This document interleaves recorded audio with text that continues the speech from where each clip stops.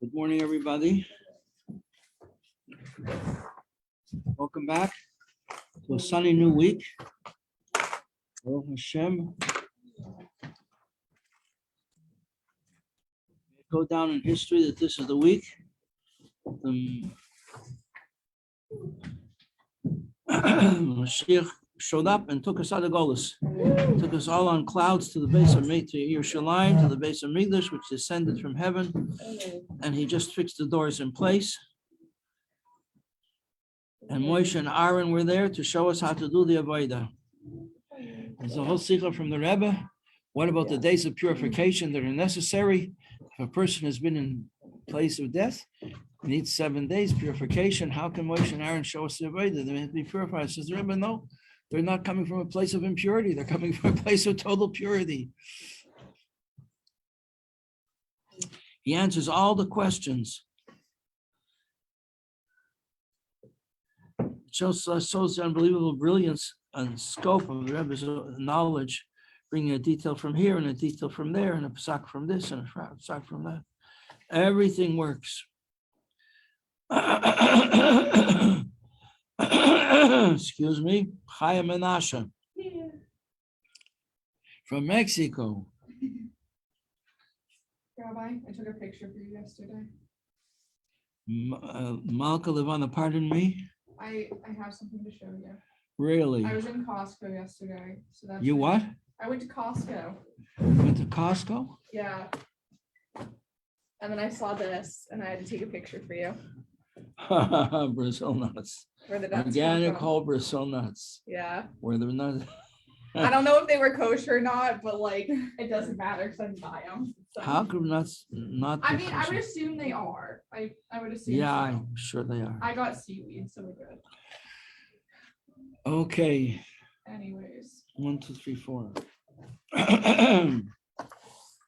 Well, this cup of water is brought to me by a young lady from Brazil. The water.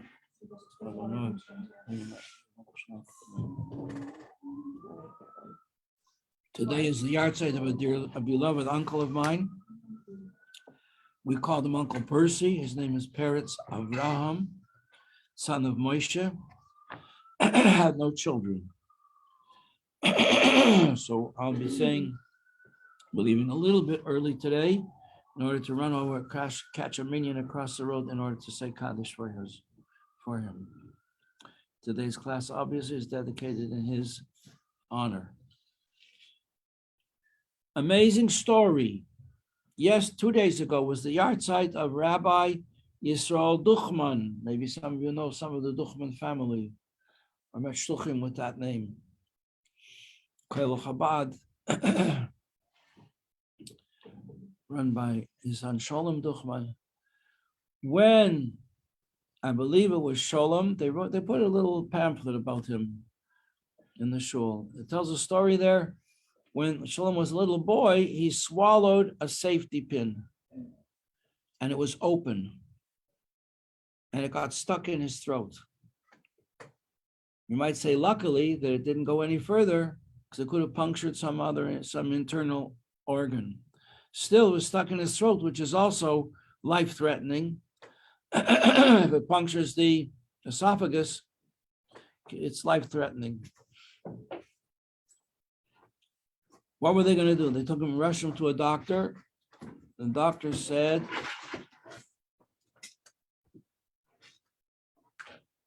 yeah, they have to operate. The only way he can get the needle, the safety pin out is by operating, and the operation is not without risk. They have to open up his throat, find the needle and extract it and sew it all back up again. Very risky. Said Rabbi Duchman, very good, but first I have to speak to my Rebbe. I don't do such a thing without speaking to the Rebbe. So he tells the Rebbe the situation. The Rebbe says, have the doctor call me. He tells the doctor, the Rebbe says he wants to speak to you. He said, I'm a doctor. I don't take orders from the Rebbe. So the Rebbe said, let me speak to the doctor who's in charge of the emergency room. So he speaks to the doctor in the emergency room and says, my Rebbe would like to speak to you. So he was a little more flexible. He got on the phone with the Rebbe, and the Rebbe said to him as follows: take a magnet. I don't know the next detail. Insert the magnet in the boy's esophagus, his gullet. The magnet will pick up the needle, the safety pin, and you can extract it without surgery. How did he do it? Probably he had to put the child to sleep in order, because a child will gag to try and force something down their throat. But he put I imagine he must have put the child to sleep and then inserted on a string a magnet and picked up the pin and pulled it out. When the doctor, who didn't want to do the surgery, was informed of this, he said to the father, I'm a doctor, and my father was a doctor, and if you told me that someone extracted that needle, that safety pin, without surgery, I wouldn't believe you. This is a miracle in the merit of the holiness of your Rebbe.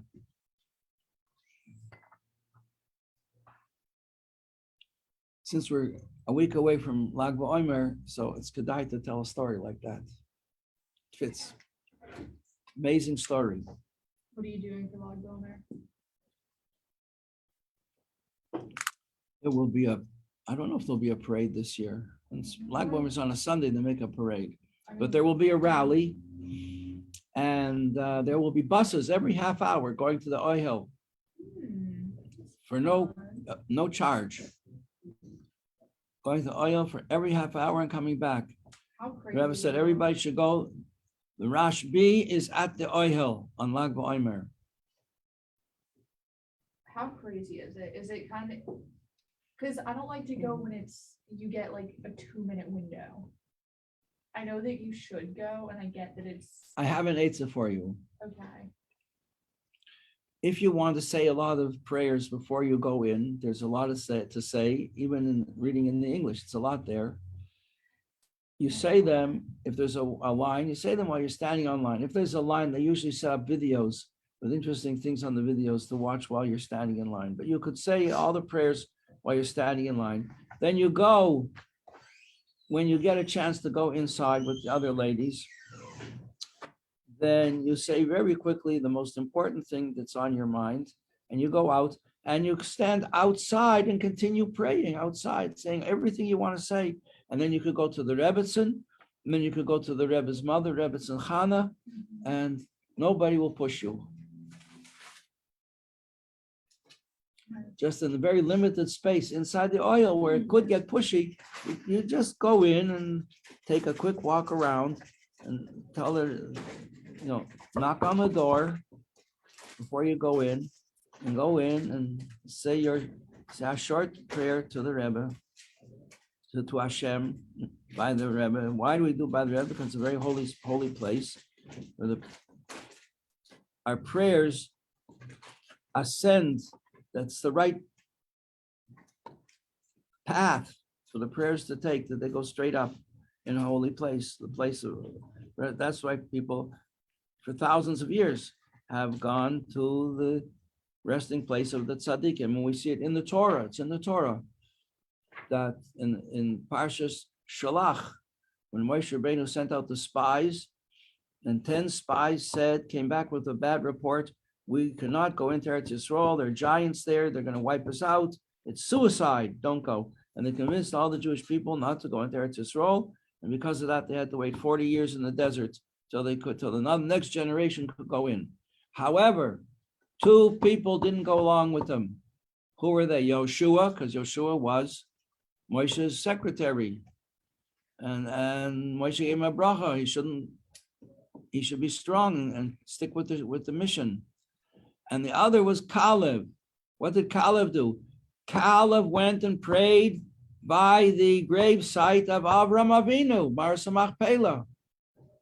So we learn from him that how important it is and how propitious it is to pray by the grave site of righteous people. It's not just a tradition from the sages, it's right there in the Torah, the written Torah. Okay, we're in the middle of chapter 14.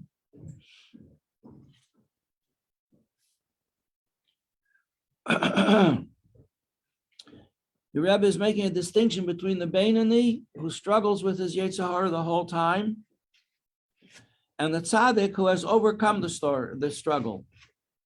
In the middle of page 213, in our case, the case of the Tzaddik, the heart of the Tzaddik actually abhors and despises anything against the will of Hashem. Good morning, Tova. We're happy to check you off on the list with my red pen today. You just missed a great story, Tova. Ask the girls to tell you about it, how the Rebbe saved a child's life by teaching a doctor how to get out an open safety pin that was stuck in his throat. Whoa, was that right? Where is that story written? They put out a pamphlet with a picture of their father together with the Rebbe, and they had a short biography of his life, and I read it there. Yisrael Duchman. It's Hana. Okay, the swallows are coming back to Capistrano. Hana Kuftonenko.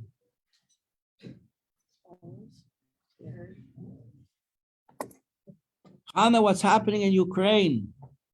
They said the Russians are stealing all the wheat, all the grain. They want to bring hunger into the world.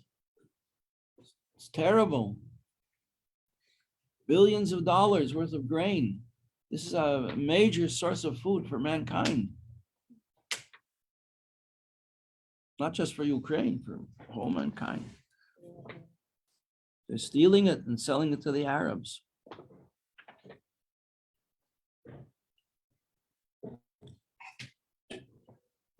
War nobody wins in a war. Okay. Tzaddikim abhor the evil. I gave you a couple of examples of this, Rabbi Akiva and the Tzemach Tzedek, how their response to evil was just total abhorrence. It made them nauseous. And so it says about them, King David says, I hated them with tachlis asina. We read this in the 29th day of Tilim. With a total hatred, I hated them, says David HaMelech, speaking on the outwardly about the enemies of the Jewish people who were idol worshippers. And more B'Panimius, speaking about the Yetzer Hara itself. With a total hatred, I hated them. That is a tzaddik.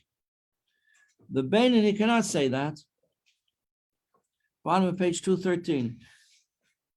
This level of hatred of evil cannot be attained except through, and it says this earlier in the Tanya when we learned it, in chapter 10, I think, offhand,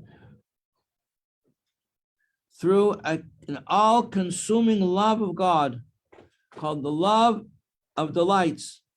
But tainugim, a person's whole tainug, whole delight and pleasure is in knowing godliness and being involved with godliness. So if that's where you're involved, then you have zero tolerance for anything other than godliness. And this is similar, the last line, page 213, similar to the world to come, about which it says that a tzaddik can experience something of the world to come while he's still alive here in a body, as extraordinary as that may be, because the body is so limited in its sensitivity to godliness, and in the world to come, there's no limits. The body is not limited. And yet it says that in the second level of future which is after the body, after the world to come. World to come is an intermediate stage. Olam haba is an intermediate stage, girls. We didn't learn this inside, but it's written elsewhere. And even though people like the Rambam actually write that this should be our goal, is to merit to go to Olam haba, to the world to come. However, Ramban, Nachmanides, and Hasidus says no, that's not the ultimate goal. That's a first level goal, but it's not the ultimate. And I can explain to you very easily and logically why. Because all the Torah and mitzvahs that you do have to be accounted for. And if they're good and worthy and worthy of a reward, they have to get a reward. Who do you learn Torah with? What do you learn Torah with? Brains. Chocolate pudding between your ears. Your brains learn Torah. Your lips, your teeth, your breath, your body does mitzvahs. You just leave your body to decay in the grave, and your spirit, your soul is going to go to the world to come and have a good time, perceiving godliness with the pleasure of the apprehension of godly understanding, godliness. What about your body? You couldn't have done a mitzvah ever without your body. Your body has to have a reward. Body has to be a payback. Your body, every time you do a mitzvah, you are investing your physical body, every molecule of your physical body, with holiness. Holiness is eternal. So that's the second stage, called the resurrection of the dead. When the body will be restored to its wholeness, physical wholeness, and the neshama will be returned to the body. The orders, I guess, will come down. Okay, neshamas, go back to your bodies. Find your body. And then the neshama, just like we crave life. When a person's exhausted, what do you want when you're exhausted? You want to go to sleep? Yes. And you want to wake up refreshed. You don't want to just go to sleep and stay asleep. That would be terrible. I had a cousin. He was a filmmaker. He was an Academy Award filmmaker. He won Academy Awards for his films. He was French. And he suffered in his 60s from migraine headaches, terrible headaches, terrible. There was no medicine that helped him. So the doctors, it's just a tragic story I'm telling you. The doctors said, well, we can try in France. The doctors in France said to him, well, we could try something to relax your mind. We're going to induce a coma. And we'll put you to sleep for 30 days. And after 30 days of total relaxation, you won't have any more headaches. That's what we think will be the case. He said, okay, do it. They did it. After 30 days, he woke up and he had no more headaches. But he was blind. He's a filmmaker. It was his whole life. He lost it. So the soul really needs the body and needs a healthy body. And we know, for instance, you have something like the eye bank, yeah? That a person can't see. Now, Malka Levana, maybe you know more about this because this is your issue. Rabbi, when it comes to not seeing, I don't want to flex or anything, but like, you might be the rabbi when it comes to Tanya. When it comes to not seeing, You're the I'm the expert. rabbit's son. Yes, you are. Well, Hashem you want should to help. Hashem should help that you should be given complete sight. The eye bank, the eye bank, they take a person's eye. People donate their eyes that other people should be able to see. People donate their kidneys that other people should be able to renew their blood. Because the power of sight is a godly power. It's an infinite power. It just needs a good organ. Needs a good eye to work through. So the resurrection of the dead is that the soul is reunited with the body that did all the mitzvahs. And in that case, here in this world, we yearn to have life, where you yearn for life in the body. In the world to come, the second stage, it's the other way around. The life yearns for the body in which to express itself. So here, the neshama has to direct the body. In the world to come, the neshama will receive inspiration from the body, because the body is connected with the infiniteness of Hashem's wisdom and desire, his ratzon, that's expressed in the mitzvahs that we do. Okay, Malka, I hope I didn't say anything that's wrong. If I did, you could correct me. You want to correct me? As far as, As far as many mistakes I made. great question. I don't know. I mean, one thing that's irritating is the lack of accessibility in the Orthodox Jewish world. Who can I work with on this? Because a lot of people in the Chabad world are wearing glasses and have vision issues. Yet none of our stuff is accessible. Mhm. What's accessible? Not a whole lot. What is it like when you have bigger text? Like bigger books, the text, those are a big issue. Uh-huh. If I want to find a large print sticker, the only option is Hebrew. So that's great if you grew up from it. You know the girl Chedva in this class? I think her father is dedicates himself to making very large print texts. A lot of them are only Hebrew though. Wait, but Marco, what about the big city that you have that's English and Hebrew? Is that not big enough? It's not like the best, because there's a lot of things in prayers that I just omit. A lot of things what? In prayers that I just omit. Uh-huh. So even with benching after meal, I don't do the full benching. Because I can't see Oh, it. because benchers are tiny. Yeah, so Right. like, I've talked to like Rubs about it and they just say, do what you can and just keep in mind. Because obviously if I can't see the whole thing, I can't do it. But, it would be nice to be able to do it in full.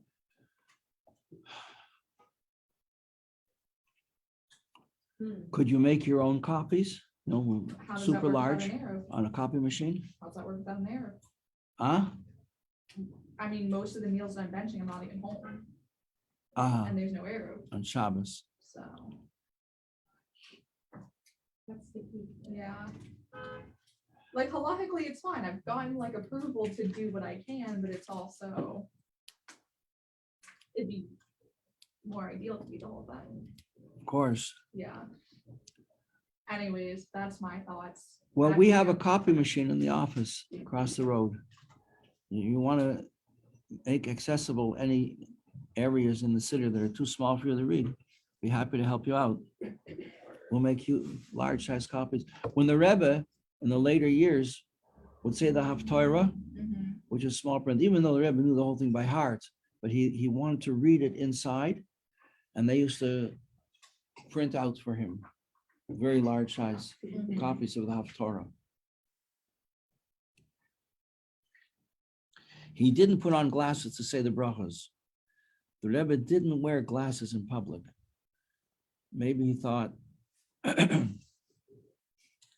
it wasn't appropriate for a king to wear glasses. I don't know. You were when you went to the Iyar, But there are pictures of the Rebbe in his private room wearing glasses. You're When like he's, at the when he's Iyar. learning at the I see oil, pictures at the yeah. Iyar. So in Shul, they used to give him this very large print copy of the Haftarah. But he didn't put on glasses to read it. Rabbi Pape, when you were talking about how when you went to the Fabrengen and you learned that you never get up without saying a bracha One shouldn't, yeah. and you always say Well, it from that's what the Siddur. Rebbe did.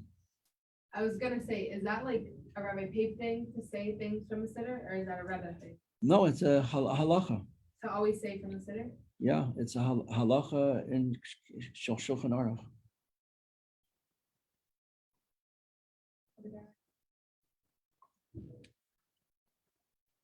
And the Rebbe lives with the Shulchan Aruch. He's very careful about doing Yeah. what it says in the Shulchan Aruch. And it says, yeah. You read in the letters, people complain that they get lost in the davening, they get confused. And the Rebbe answers them such simple answers. He says, well, you should point to the words. I always point to the words, or else I get like my eyes like.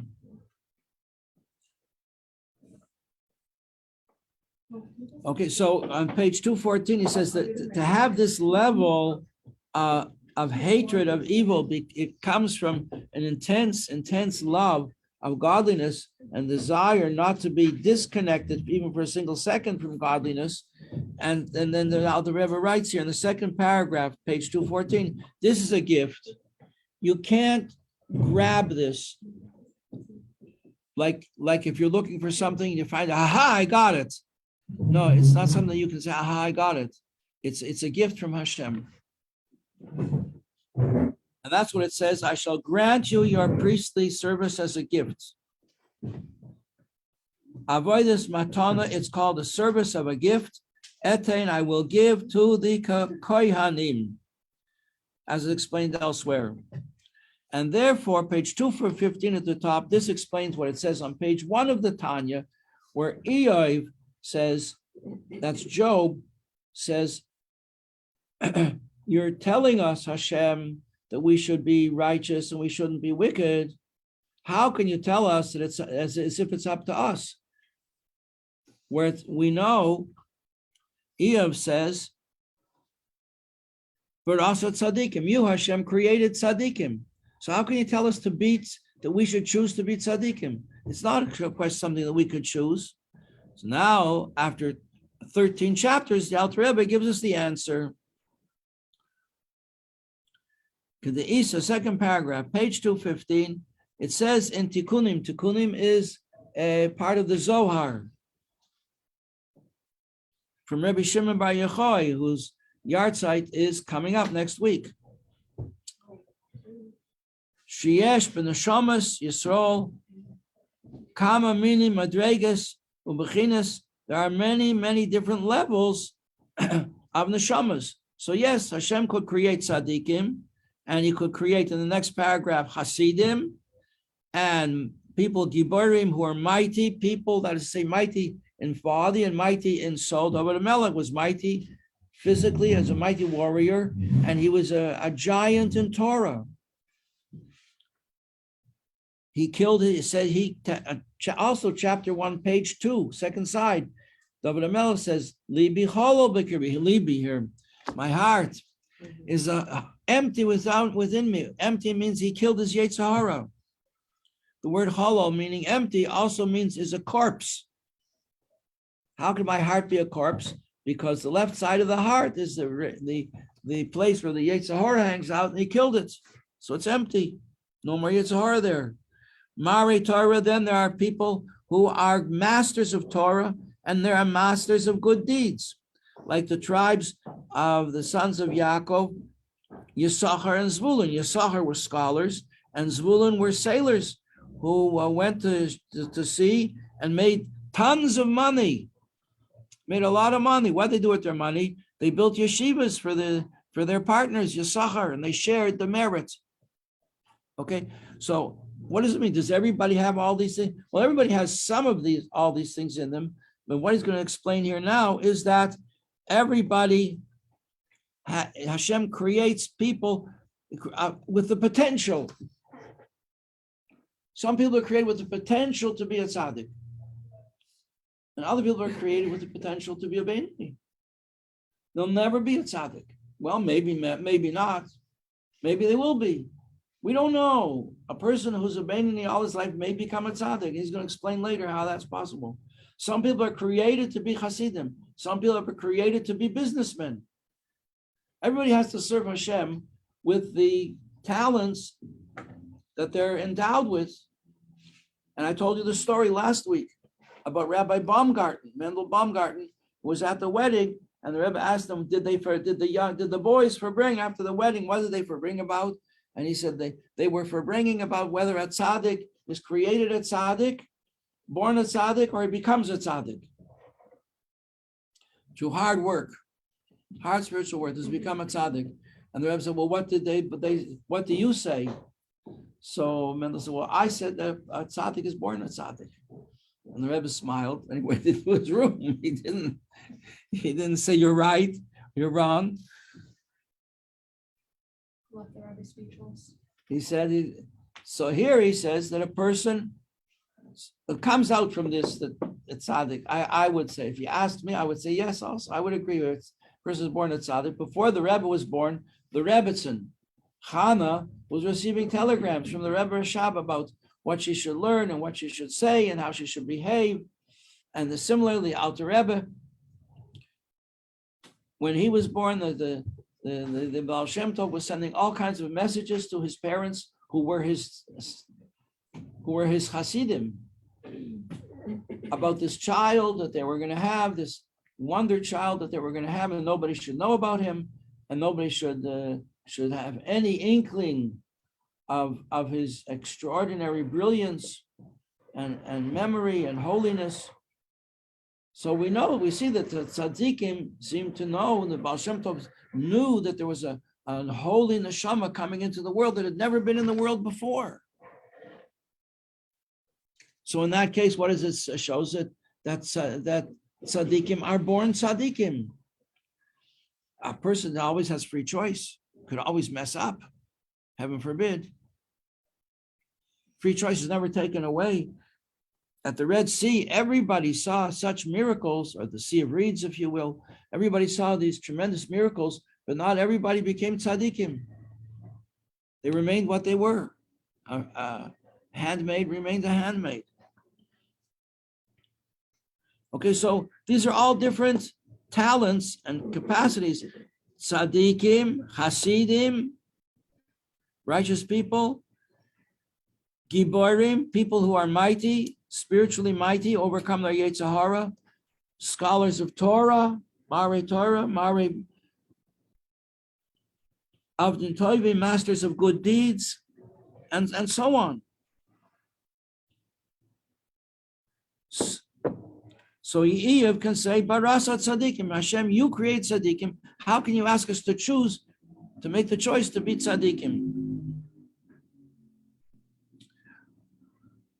So if it's not possible to choose, if it's a gift from Hashem, so now we understand why in the very first lines of the Tanya, it gives a double, people are, the neshama, before it comes into this world, is administered an oath. You should be righteous and you shouldn't be wicked. If I am righteous, why do I have to not be wicked? I'll obviously not be wicked. If I'm righteous, I'm not going to be wicked. So what? It must mean two different things. So he says, yes, because you're sworn that you should be righteous. You should try to be a righteous person. Will you have such a gift from Hashem? Maybe, maybe not. It's not up to you. It's up to Hashem. It's a gift. You can't force a gift to be given. But you can choose not to do evil. That's always within your power. That's what it says here, the bottom of page 215, moving over to 16. Don't be a Rasha. At first glance, the Chayira, Tamur, this is surprising. Since they make him swear that he should be righteous, why did they make him swear again, don't be wicked?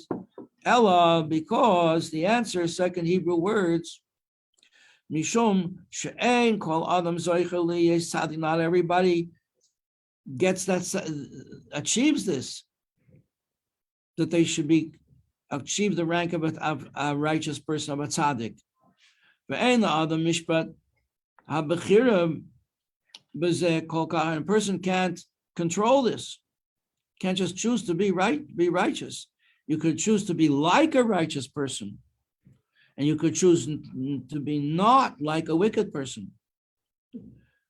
Because to be a righteous person, your whole delight has to be in godliness.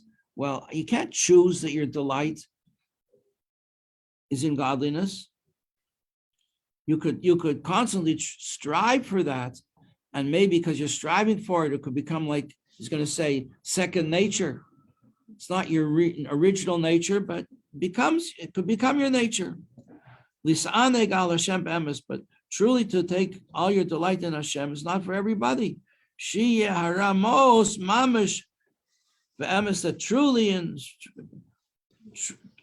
through a person should really be disgusted and find anything against Hashem's will nauseating. So therefore they make him swear twice. Tehi Rush, Al Tehi Russia, don't be wicked. At least don't be wicked.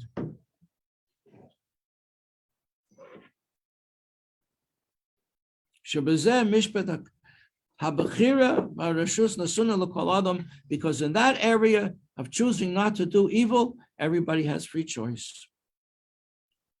Lim shel beruach hataiba, taibasei, to rule over the spirit of pleasure, of desire for pleasure, shebelibe, which is in the heart of every person, belichve shitzrei, and to overcome his yetzahara, shalei rasha afilu sha'achas kol yamav, to be a Beinani who is never a rasha. A Beinani is never a rasha. There's a difference. A rasha does things that are wrong. A Beinani never does things that are wrong. Never says anything that's wrong.